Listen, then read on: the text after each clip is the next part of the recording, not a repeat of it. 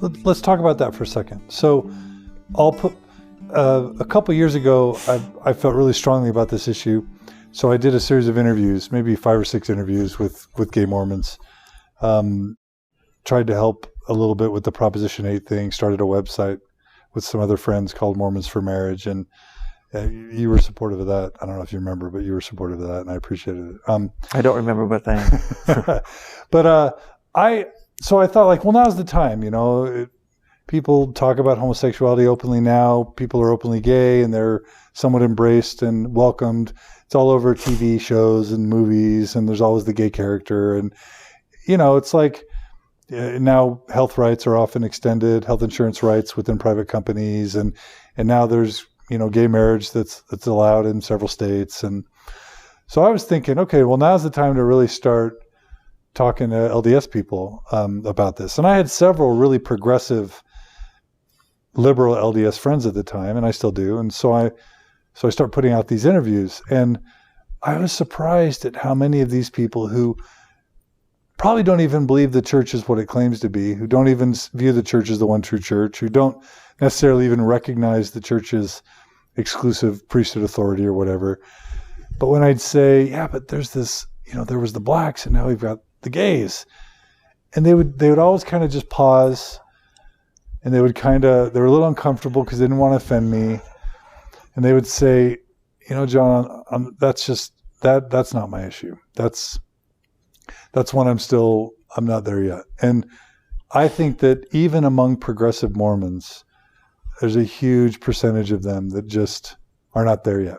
So I'm gonna give you some of the arguments of a traditional believing religious person or Mormon, and just maybe have you provide a case for why some of these arguments aren't valid. Is that okay? Yeah. Okay. So number one argument, it's icky. It's just gross. It's disgusting. It's just to me, not natural. What's natural? First of all, to me, a lot of heterosexual acts are icky. A lot of them are icky. I mean, to see certain men and women together, just no, please. So icky can go both ways. And so what? You don't have to watch me. Take the sex out of this. This isn't about sex. You don't talk about. I'm not supposed to look at a husband and wife and just see them in bed. That's not what I'm supposed to see. So why is it that straight people can only see me if I'm somewhere with my boyfriend? All they can see is the two of us in bed. Why is that? Who's icky? Is it us or is it them projecting their icky on us? And is it normal? Well, in almost every species of mammal, there are homosexual examples. Homosexuality is as normal as left-handed, as blue eyes, as blonde hair. It's just as normal. So, it's a minority. It's a minority that somehow people don't want to understand. And for some reason, they find it not just offensive, but they find it makes them afraid.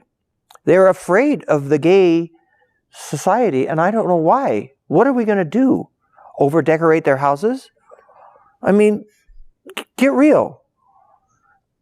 So I know both of the icky and the not normal. No, it's normal, and if it's icky, you're icky. Okay, how about not natural? Just the body isn't made to do those types of things. It's just, it's unhealthy. It's unsanitary.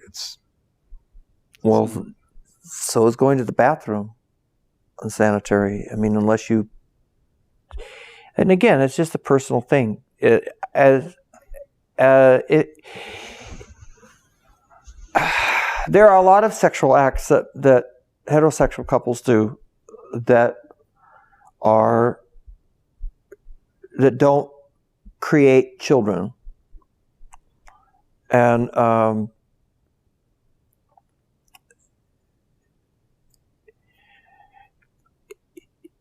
you don't, sex and love are not a mechanical on and off switch. And I guess I'd have to say, don't knock it till you've tried it.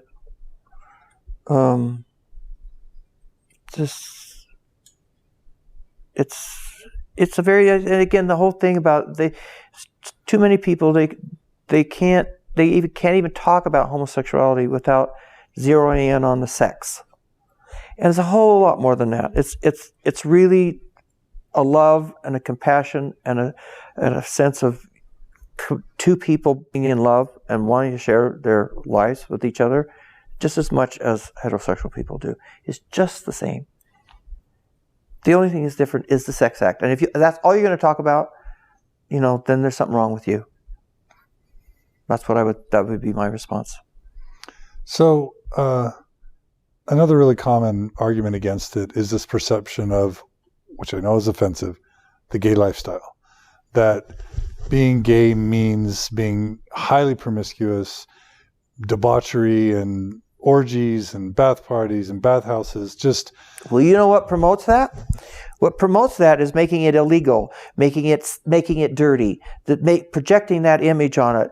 If society would turn around and embrace gay unions and embrace gay couples, then they would have some incentive to not be promiscuous, to not go out and have all these stupid things. And there's just as much promiscuity in heterosexual people as in homosexual people. Men are cheaters by and large on whichever side of the pond they're on. And orgies are orgies just in heterosexual life as much as homosexual life.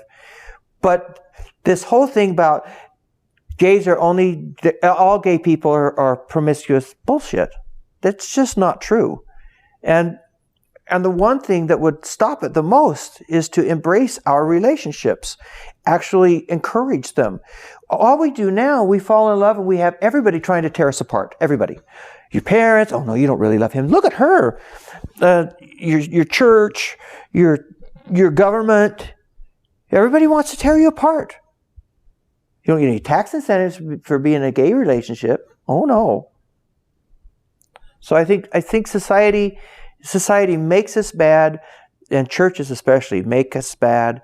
They make us dirty, and then they get mad at us for being bad and being dirty. What about the argument that if we accept gay people comfortably into our society, that they'll recruit and molest our sons? Again, molestation and pedophilia are more rampant in heterosexuals than are in homosexuals, and I can give you many, many studies that prove that. And this argument, the other argument I've heard is that, if we embrace homosexuality and we let it be legal, then everybody's going to be gay. No, they're not. I mean, you just said you're a heterosexual man, and the gay lifestyle is not something that's attractive to you. That's not going to attract people. If people are who they are. They're not going to suddenly turn one way or the other. I tried for years to be straight. Years. A straight man could try for years to be gay. He never will succeed. Never. So I hate pedophilia. I think it's awful, no matter who does it to whom.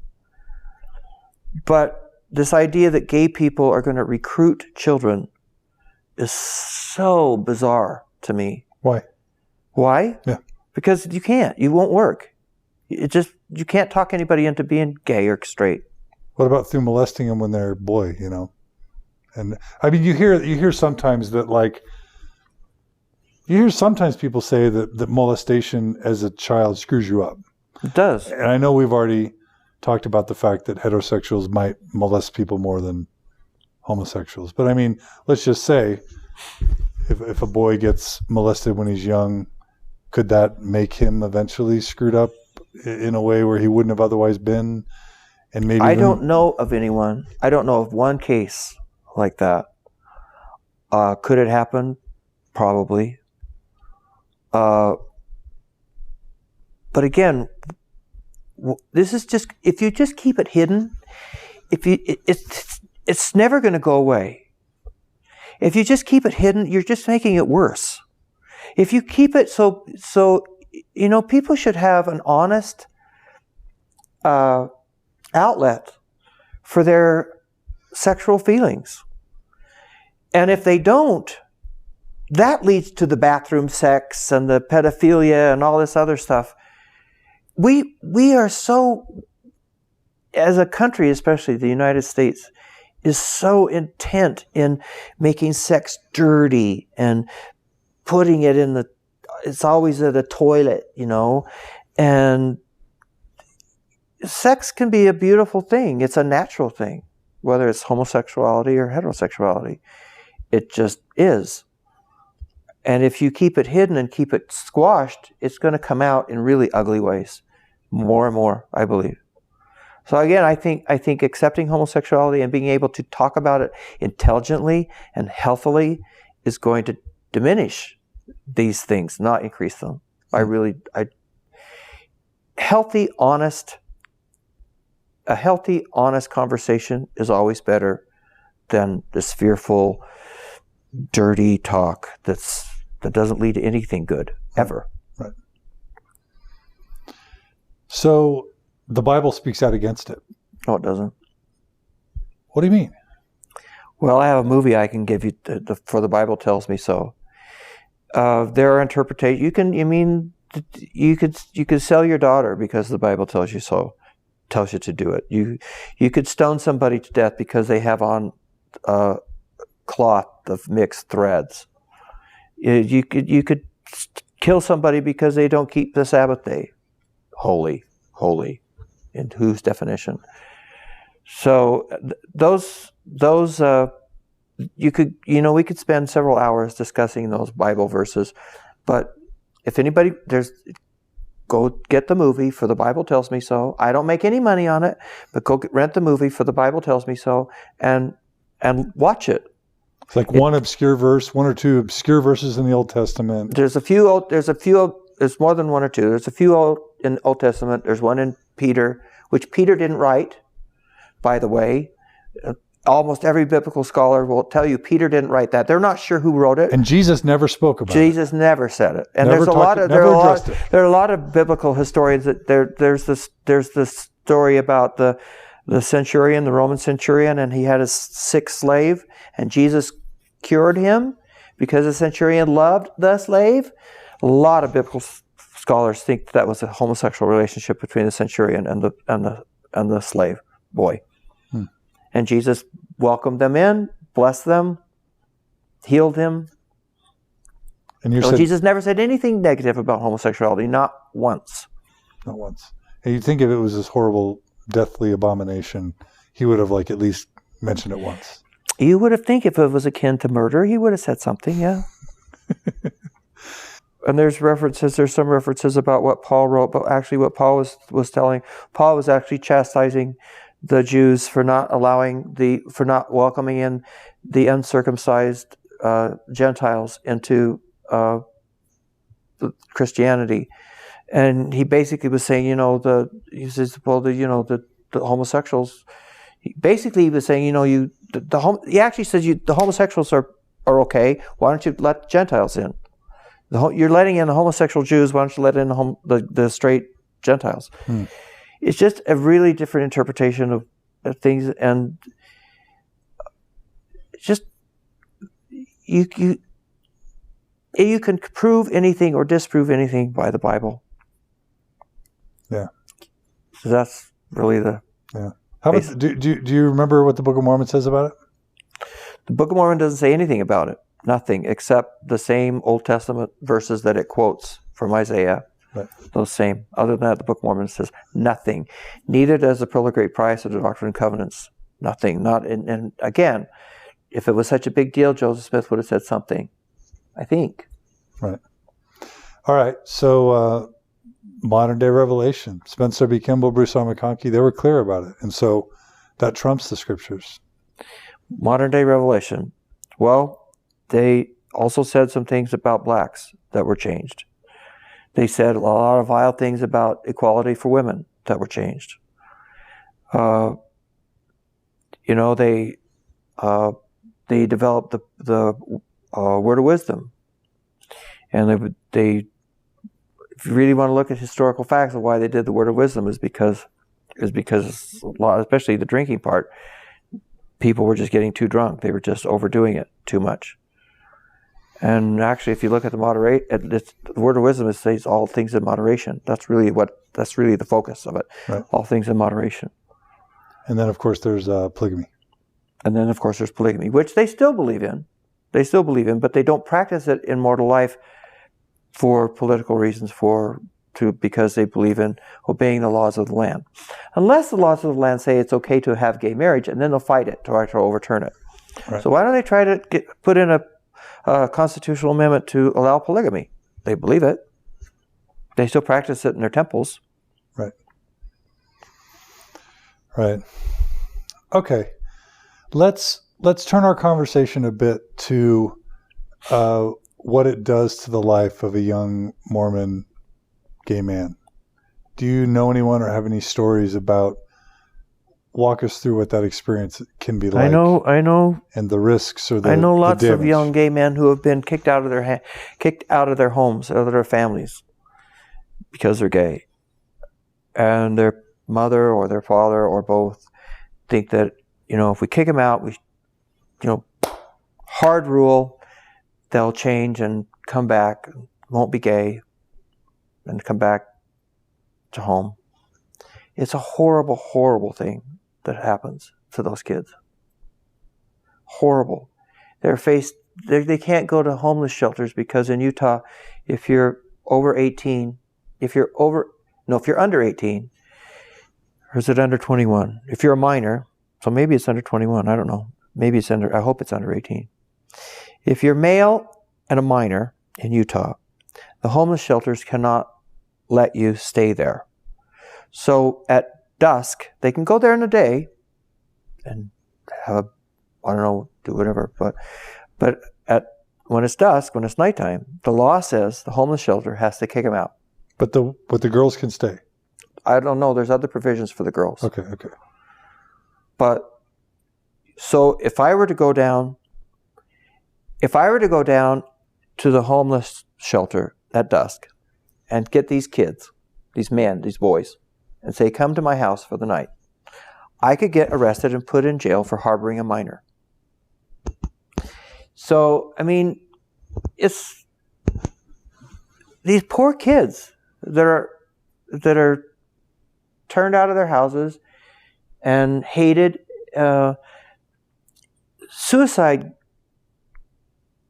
Youth suicide in Utah is rampant. It's the worst in the country. And a big percentage of those kids are gay, male and female. Simply because they feel like they have failed their family, they have failed their church, they can't be happy, they're going to go to hell anyway. It would have been better had they not been born, so they die. I've heard that, I read in the Deseret News once that Utah leads the nation in suicides of young men between the ages of 18 and 25. That's correct. And a big percentage of them are gay. Yeah. And a lot of that is because they feel like they have really failed. They have failed themselves. They have failed their families. They have failed their church. They don't have, they don't have anything to live for. And that's really sad. You have very talented, good kids killing themselves. I had suicidal thoughts. I was actually considered suicide. I'm just too much of a chicken to do it, I guess. Good thing. So let's just take my life out of all this equation. I think at least the life in Utah would be a little bit different had I never lived. Right. So how many others are we eliminating like that? I think it's really sad. I think it's horrible, horrible. I'm grateful that the church has softened their stance. I really am honestly grateful. I'm happy that when if I were to go into my stake president today and say the same thing, I would be advised to not get married. That's now stake church policy. To no longer tell people like they told you to just get married. They no longer tell, especially young men, but also girls, they no longer tell young people to get married and it will fix their homosexuality. They don't say that anymore. Good. I am very, very grateful that the church stood up and said that they support non-discrimination in the workplace and in housing. Thank you. That's only the civil, decent thing to do. I do not understand why Dallin Oaks and others continue to say that homosexuality is a threat to religious freedom. I don't understand that. I don't understand how letting gays get married. I mean, we want something. We want something that straight people have had for years and years and years. We want those same rights, those same privileges that's given to us in the Constitution. How does that take religious freedom away from anyone? We're not asking to be married in a temple. I mean, what about those who argue that someday you'll advocate for that? You'll advocate for taking away the church's tax-exempt status because they won't let you. No, they should take the church's tax-exempt status away for meddling in Proposition 8. That's why they should take the tax-exempt status away. I don't know of one person.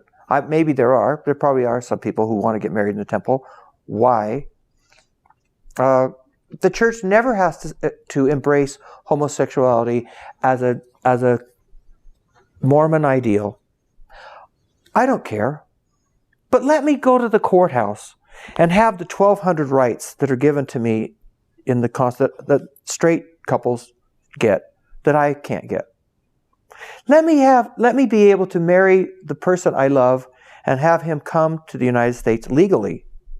I guess I have a problem with American men. I've only actually dated one seriously. So, but give me the rights, give me the legal rights. That's all I ask for. Sure. I don't want to. You never have to embrace me in the church. I know there'll be some holdouts that'll want that. I don't. The LGBT movement in general doesn't. We're not asking for churches to embrace us. We're asking for our government to accept us as equal under the law. Under the law, that's all. And we're asking for churches and families to at least understand us and embrace us as human beings. That's all. Is it hard to be in a country where you're not a full first-class citizen in some regards? Yes. Yeah. I mean, I have a home in London. I hope I can move there soon, very soon. This country is so far behind in humanitarian equality. It's really amazing.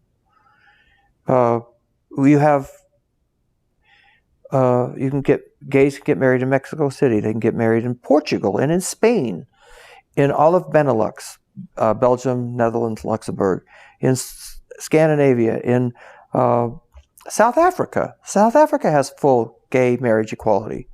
Canada. So, did you see their societies falling apart? I don't see that happening. So, and I don't see their economies falling apart either. So I don't see family values.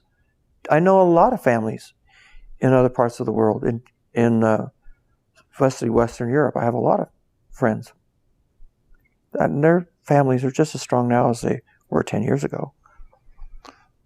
What about the fear that gay couples will want to adopt and raise children that some people have? I think gay parents are very good parents. I think they should be allowed to adopt and have kids. Every study that's been made shows that gay parents are just as good of parents as straight parents, and that their kids are just as happy and well-adjusted as kids that are raised by straight parents. What about the prevalence of homosexuality in the children of gay couples? Again, I don't know anybody. I know lots of kids who have gay parents, really, and they're really wonderful kids. And they're very straight. The kids are. They just have two moms or two dads, and the kids are as straight as they can be. Again, these kids need to be loved. That's all they need. They need to be loved. They need to be taken care of. They need to be put out of the nest as productive, happy, healthy young people, young adults. That's the goal of parenting, I think. And gay parents do that just as well as straight parents. And that they don't turn them gay, just like straight parents don't turn their kids straight if they're gay. It doesn't work like that. But what about the argument that a child deserves a mother and a father? Well, what are you going to do? Make it against the law for single parents to raise their kids? Everybody deserves $1 million too.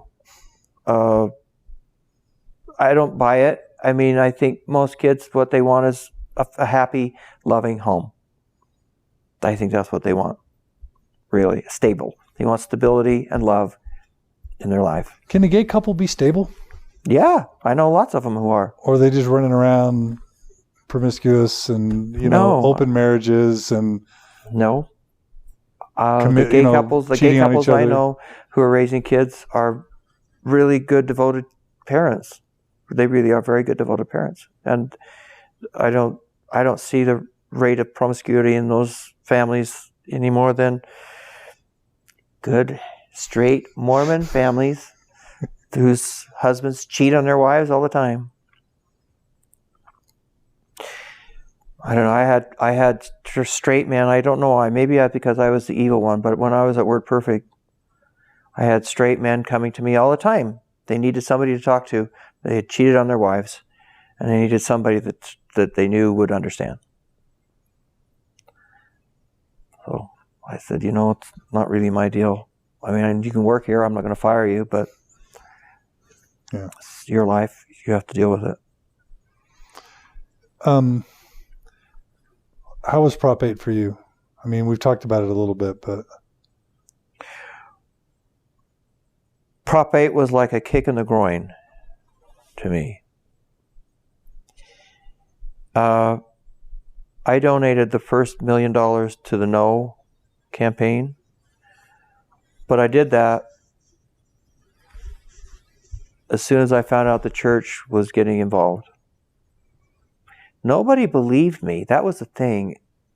All the LGBT leaders in California and around the country, I called them and I said, we need to get really serious about it. They all said, oh no, it'll never pass. Not in California. Prop 8 will never pass.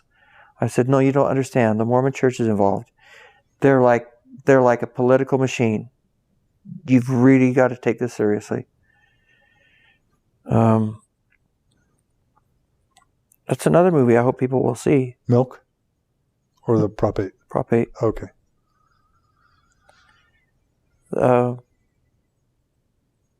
It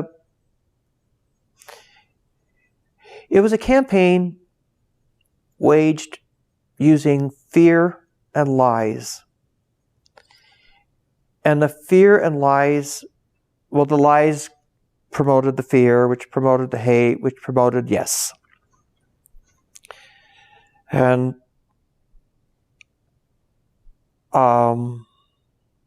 if you want to have a battle, if you want to have an intellectual discussion, let's do it based on true facts. Let's talk about real surveys, real people, real issues, not fear tactics, not this, the storm is brewing.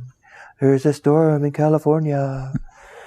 And we might have to teach our children that gay marriage is okay. So what? Gay marriage is okay. Get a grip. Some people are gay. Period. That's just the fact of life. Some people are gay. The sooner we accept it and embrace it and learn how to deal with it and talk about it intelligently and honestly, the better off we're all going to be. Prop 8 was a campaign built on on fear and lies and money promoting those fear and lies, which made it pass. It was an awful, awful day. I hope the church learned a lesson from it. I know they're much more careful now. They're channeling all their money to the National Organization for Marriage. So we'll see how that goes. How do you see it playing out in the United States over time? We'll get there. It's just a matter of time. We'll get there. You think? Yeah. We fought off the the federal Constitution. We fought that off. The Defense of Marriage Act? Yes. No. Yeah. Defense of Marriage Act. I put in $1 million into that one too. People think I have a lot of money. I don't actually. If I did, I wouldn't be living here.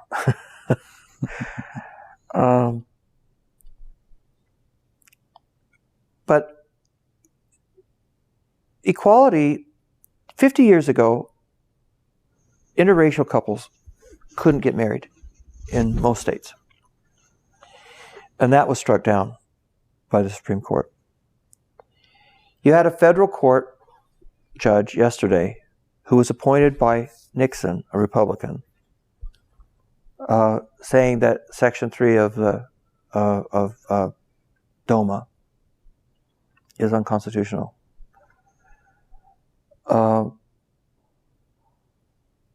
You have the Proposition 8 lawsuit that's working its way through the courts, which will eventually end up in the Supreme Court.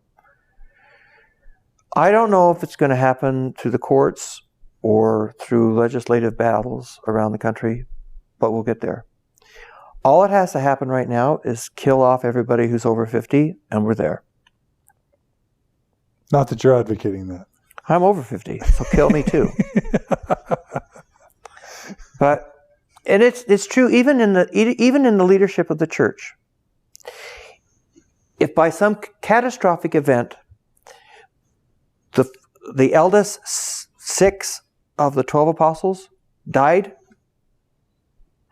and the younger 6 stayed, and they brought 6 more on, the church would overturn it very quickly, because everybody in the Council of 12 doesn't even agree about this. In the Council of the 12? Yep. That's what you've heard? That's what I know. That's what you know? Mm-hmm. Are you able to talk more about that? Okay. Nope. Okay. So there's not unanimity in the quorum on this issue? Nope. Now, maybe there's unanimity about the gay marriage issue per se. I don't know that one for fact, but I know about homosexuality being a choice. I know they're not united on that. I know about the issue of treating gays and lesbians respectfully and stop trying to change them. I know they're not in agreement on that. And I kind of think that the pendulum has to be swaying towards the other side now because of their statement about the Salt Lake City ordinance. I don't know. But I know that this issue is not of a unanimous consent in the Quorum of the 12. Do you remember Elder Bruce Hafan's speech to Evergreen a little while ago where he talked about regretting that homosexuality had been removed from the DSM, the Psychiatric Diagnostic and Statistic Manual, as a mental illness? He was disappointed that it was declassified as not being a mental illness, wished that it could be put back in. And well, it's not a mental illness, so how is it going to be put back in? He can wish whatever he wants. What about those who would say, let us use federal dollars to fund research to see if we can... I mean, it's obviously maybe not a fun... Why are these people so intent on changing me? Why I don't like them. Being a Mormon is a choice. Why shouldn't I have the right to outlaw it? Why shouldn't I have them go to psychiatric treatment for why they believe these crazy things that Mormons believe? Let's fund that. I bet you I can deprogram you as a Mormon much faster than you can deprogram me as being gay.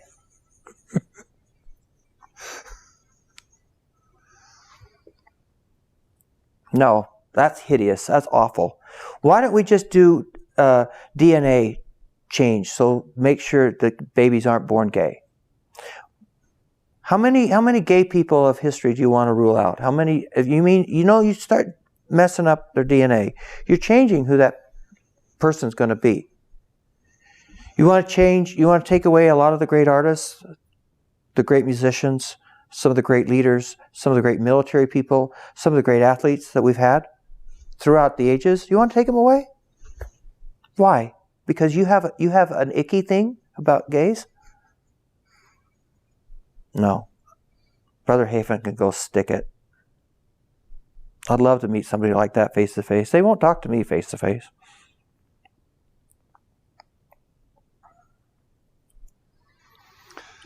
I wish they would, actually. Maybe we could actually have a civil conversation.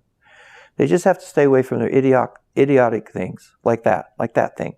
I wish we could put homosexuality back into mental illness. Crazy. What about, I think you acknowledge that it's not always fun to be gay, even in the 21st century in the U.S. What if science could figure out a way? Like, I think it would be a really sad day for humanity. I really do. Wouldn't it just be, things would be less complicated? But you take away a part of who that person is. I don't want to be straight anymore. I'm very happy I'm not straight. I would not be Bw Bastion, who I am, if I were straight. I don't want to change who I am. What right do you have to change me? God didn't change me. If it's okay with God for me to be born this way, why do you have an issue with it? No, I don't. I don't know. I'm not saying you per se, John. I'm just saying right. This is my argument to anyone. Okay, let's say there's a 22-year-old male, just like LDS male, just like you were at some point, who believes in God, believes in the church, has prayed and fasted and driven himself mad trying to ungay himself, and he hasn't worked. What if he wants there to be laboratories set up where they could do cutting-edge psychological, hormone, whatever type of therapy because he wants it? Well, I guess that's his freedom. And if that's what somebody actually wanted out of his own free will and choice, I guess I would have to, I believe people have a right to do whatever they feel is best for themselves. But I would like a chance to talk to that person. What would you tell him? What would you tell him? Just what I've told you. I said, if you change who you are, if you change this part of who you are, you change who you are. Just like if you change any part of your DNA structure, you change who you are. You change the molecular structure of your brain, and that's what you'd have to do. You'd have to somehow change the molecular structure of the brain, or change the DNA of your whole sexual intimacy brain image. And I'm not a doctor or a scientist, but right. That's what you'd have to do. If you change that, you're going to change who you are. So, is that what you want? If that's what you want, okay. But I don't think this is my real problem with religious leaders. And it's not just Mormons, it's religious leaders and some politicians. They think that they are so wonderful or so intelligent that they have a right to go in and dictate. They know what's better for you. They know, John, we know what's best for you better than you do.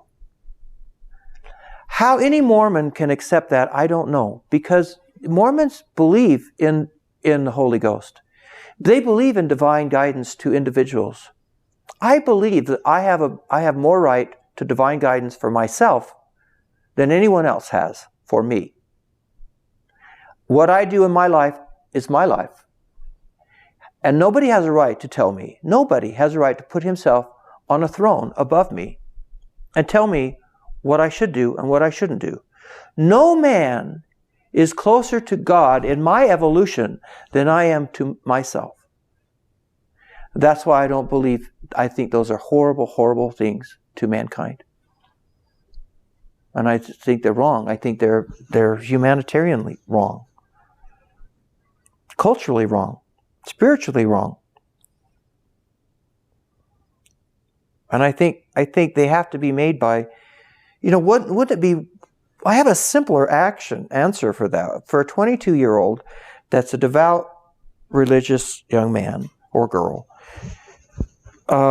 who is having problem with this issue, wouldn't it be simpler and a lot cheaper to put your arm around them and say, we love you for who you are. Let's explore who you are and help you come to terms with who you are, why you have these feelings, and learn to love yourself for who you are. Wouldn't that be better? Instead of, let's fix me. I just don't believe in that at all. And I went through therapy, and I had a wonderful, wonderful doctor. And that's basically what he did. He sat me down and helped me understand why it was okay to be Bruce. He was a Mormon. He had been a stake president. He was a wonderful, loving man. He changed my life.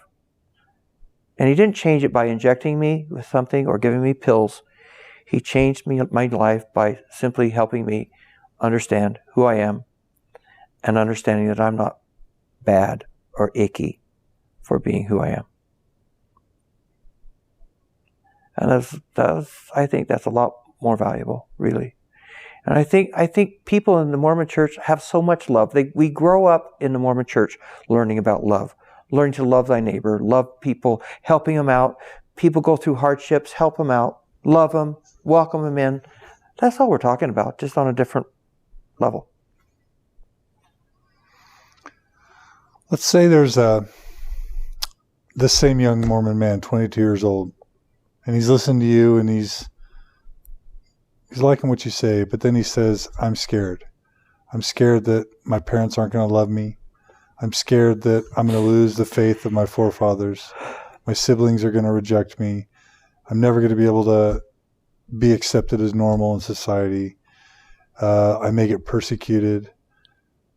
I'm just scared. It's just easier to either A, just hide it and get married, or B, just live a life of solitude, of celibacy, and of devotion to the church. But Bruce, I'm too scared. Well, how would you encourage them to maybe see a brighter future than they might otherwise see for themselves? The only way to overcome fear is to overcome fear. Just face it down and do it. I could have taken the easy way out and never done WordPerfect. It would have been a lot easier to go to work for Hewlett-Packard. Really, a lot more secure. I don't believe that the easy way out is necessarily, if ever, the right way out. I don't believe we're put on earth to take the easy way out. I think we're put on earth to do what's hard, do what's scary, learn the lessons we have to learn, and help other people do the same. I would encourage that young man or young woman to communicate and talk to people who do love them for who they are. And there are people who do. I was amazed when I came out how many of my family members wrapped me around, and it was scary. It wasn't easy, but I'd never undo that, ever. I wouldn't be sitting here with you had I done that. What are the good things they potentially have to look forward to if they take that risk? They'll be stronger people. They can face anybody in the face to face, and be proud of, who they are, being proud of who they are. You can't live life for anyone else. You can't. You can't impose, parents say, oh, you've disappointed me. Well, I'm sorry, Mom and Dad, but, you had your life. This one's mine. You can't live your life for your parents. And parents shouldn't expect their kids to live their lives for them. This isn't a gay issue. This is in general. I want you to be a doctor or a scientist. Maybe I don't want to be.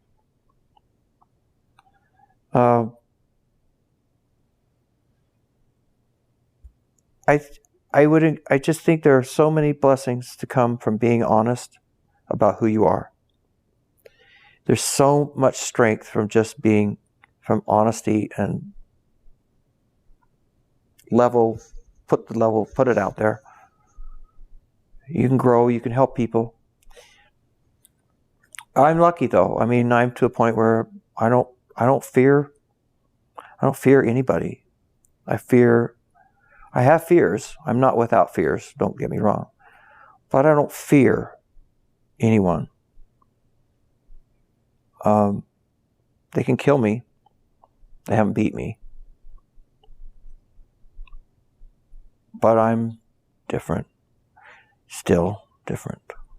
Like I was when I was a kid.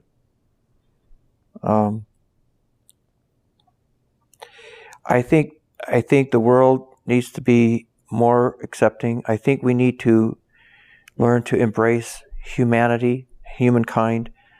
I don't think we're ever going to get through the mess we're in, many messes we're in, without thinking of each other and embracing each other. And the gay issue is so unimportant compared to other things we have to deal with in this world. I mean, we have an environment that we're destroying daily. And if we don't change, billions of people around the world are going to die.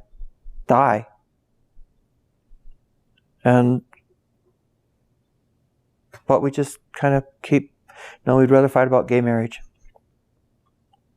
It's silly. What about the option for that young man of just saying, I'll commit to a life of celibacy for my God. I'll admit that I'm gay, but I'm gonna live God's law and live a celibate life as a sacrament to God, as an Abrahamic sacrifice. If that's what makes him happy, and he believes that that's what will make him happy, more power to him.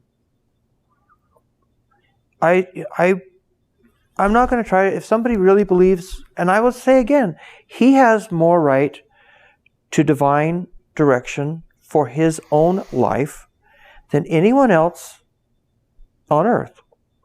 If he believes that that's what he needs to do for his own happiness, I support that. I embrace that. I would like a chance to talk to him. But at the end, because I just think he needs to understand the ramifications and the both sides. I'm afraid that too many kids, young people, make decisions and they only hear one side. They only hear the bad, the scary part. They don't hear the wonderful stories, the beautiful stories that are out there, and there are a lot. Yeah. And how do you think God feels about gays? I don't think he cares at all. You still believe in God? Well, let's just say my belief in God is very, very different from what it was when I was 10 or 15 or 21. I believe that I believe in spirituality. I believe in karma. I believe in the divine nature of mankind. I'm not sure if I believe in a single supreme being or not anymore. I believe that we have, I do believe in spirituality. I do believe in life after death, but not like Mormons believe. I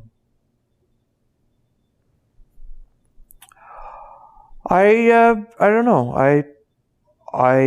Am I God-fearing? No. Am I karma-fearing? Yes.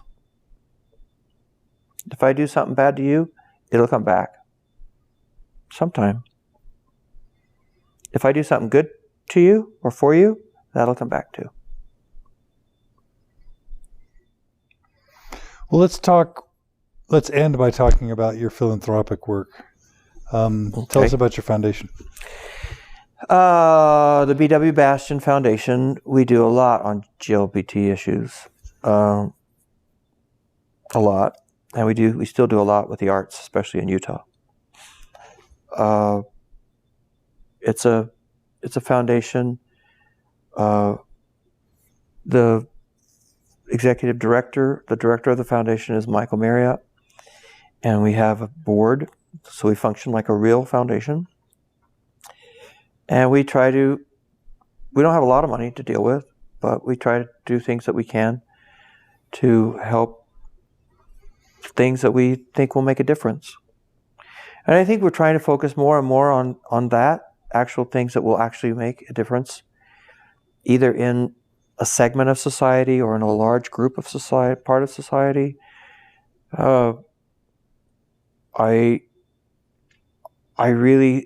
trying to branch out. I would like to try to do more internationally.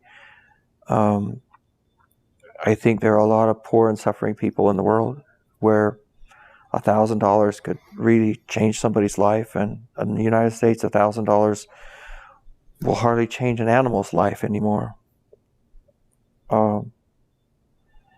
So that we're trying. I mean, the foundation, just like I am evolving, the foundation is evolving. I'm very involved in the Human Rights Campaign. I'm on the board there. Have been for several years. What is that? What's the Human Rights Campaign? The Human Rights Campaign is the largest LGBT advocacy group in the United States. The largest LGBT political group fighting for equality for LGBT Americans. I've also just been appointed by President Obama to be on the Presidential Advisory Committee for the Arts, which is basically one of the committees over the Kennedy Center, which is kind of interesting that now I'm being put back into the arts, into music and opera, which I love. It's fascinating, exciting, and very, very rewarding. But the foundation is where all this started. The foundation is what was kind of the vehicle that made me start thinking, how can I change things? What can I do? And sometimes it's small amounts of money, and sometimes it's just hours of people's work that will change that. Just like what you're doing. There's no telling what, just listening to what voice you have. You call it the Holy Ghost if you want.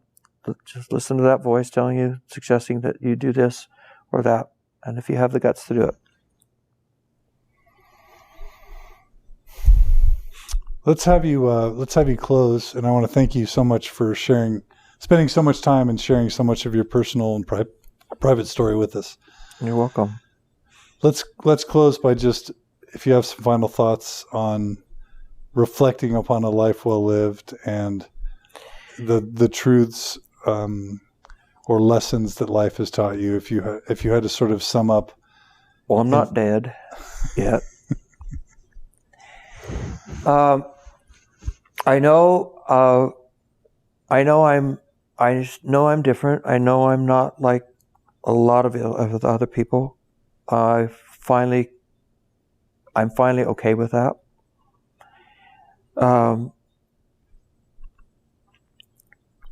I think the strongest force in the universe is love, and I have learned to believe that the opposite of love is not hate. The opposite of love is fear. Because fear promotes all bad things, in my opinion, even when it's your own fear of yourself. And love promotes all good things: acceptance, forgiveness, good deeds, charity.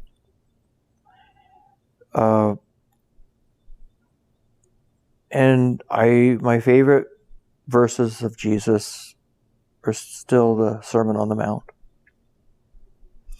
And I believe very strongly that if people really want to know what Jesus believed and stood for and taught, they should read the Sermon on the Mount.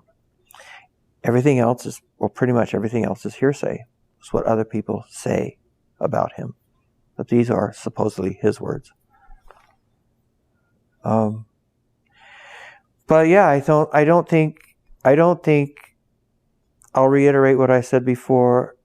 I don't think you can have a totally happy life by always taking the easy road. I think the greatest love you have to learn first is to love yourself and accept yourself for who you are, good and bad. I think people should be treated decently, humanely, and equally, even if we find some of the things they do icky.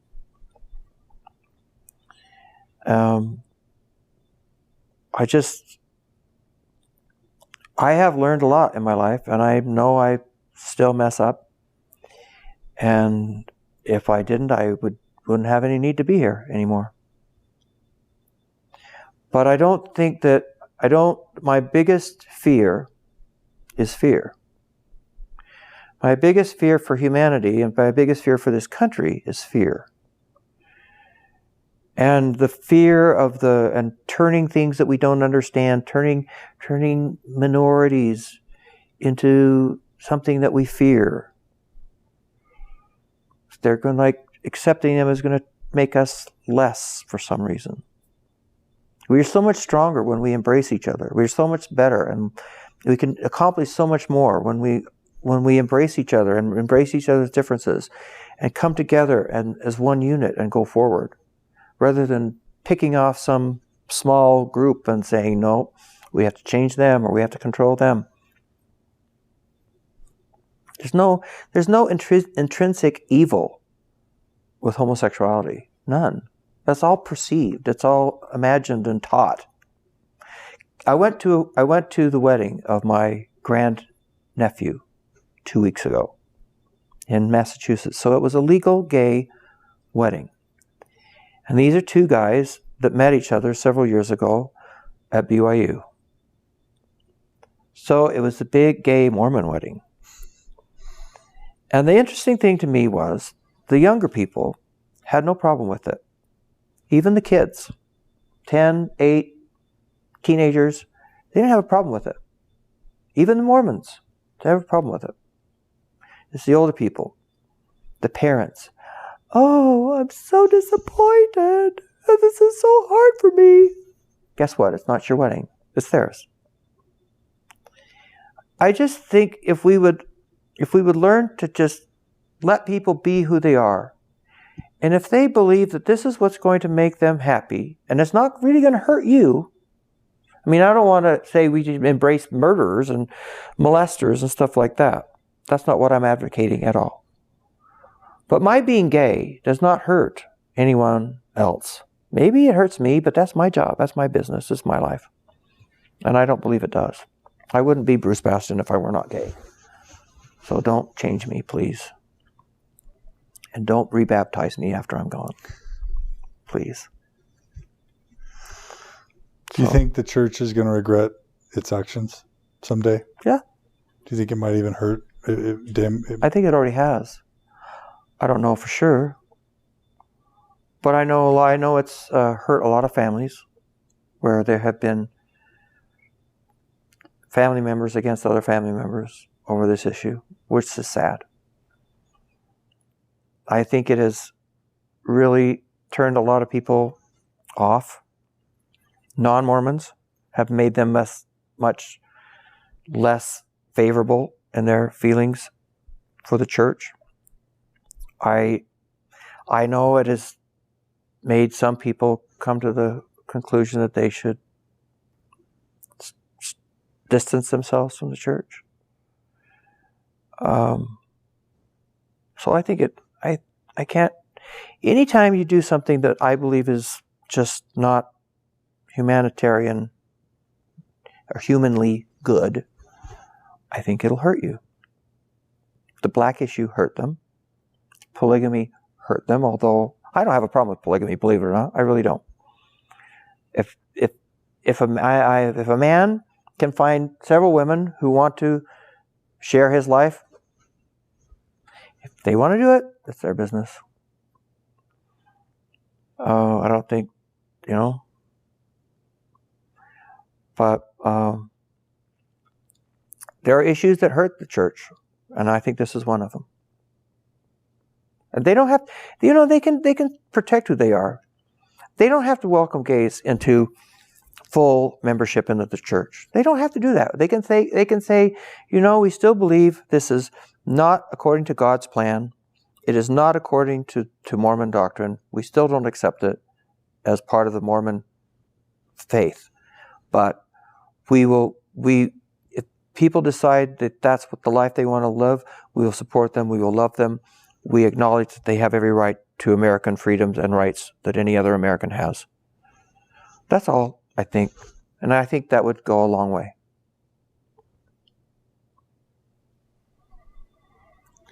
Bw Bastion, thank you so much for joining us on Mormon Stories and sharing your thoughts and feelings. I think I've gone on and on and on and on, but I'm happy to have my story out there.